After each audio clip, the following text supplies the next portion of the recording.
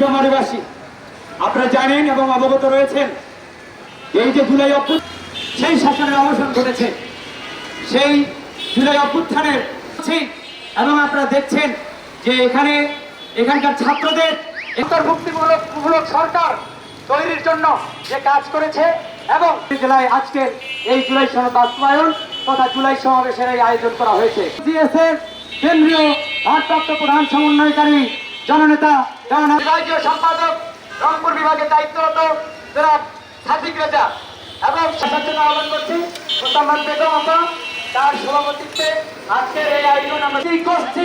তাদের স্বার্থ নিয়ে লড়তে ছিল, তাদের স্বার্থের পিছনে ছিল, গণসংহতি আন্দোলন করেছে। ফলে আজকের এই আমরা বলছি এই পুরো জুলাই মাস জুড়ে আমরা 16 তারিখে আমাদের কবরের জিয়ারতের মধ্য দিয়ে আমাদের এই কর্মসূচি শুরু হয়েছে এবং এই কর্মসূচি জেলায় জেলায় চলছে। সংগ্রামী যুগ্ম আহ্বায়ক মোসাম্মদ বেগম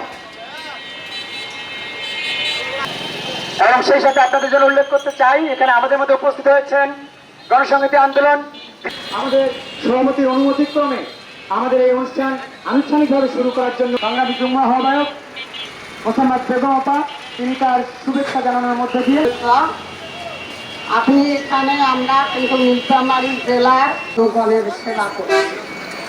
ধন্যবাদ।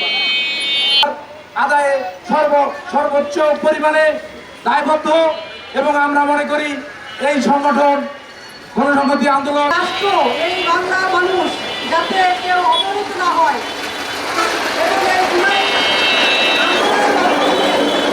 আমরা এগুলোই বাস্তবায়ন চাই, জুলাই সনদ বাস্তবায়ন চাই। দাঁড়িয়ে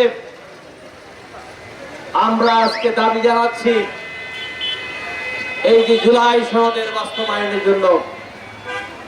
কি কারণ?